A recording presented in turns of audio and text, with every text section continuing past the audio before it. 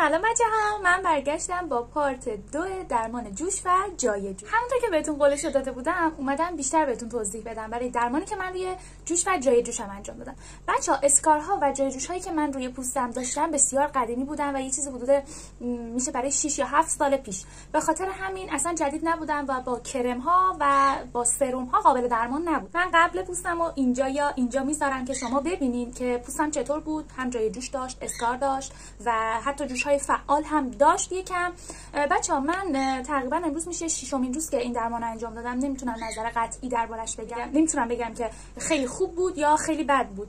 به دلیل اینکه جای جوش‌های من مدت زمان طولانی ازشون گذشته، من باید 3 تا 5 جلسه این درمان رو انجام بدم که ببینم روی پوست من تأثیری داره یا نه. یه چیز دیگه که میخواستم بگم درباره این درمانش یه درمان تلفیقیه و ترکیبی از میکرونیدلینگ و یه سری درمانای دیگه است که حالا من دقیق خیلی اطلاعات زیادی ازش ندارم. بعد درمانم اینطوری بود که من 3 روز اول هر روز و هر شب باید پوستم با سرم شستشو میدادم. بعد هر 3 ساعت تامین کننده روی پوستم میزدم، یعنی 3 روز نباید میرفتم حموم و آب نباید به پوستم میخورد.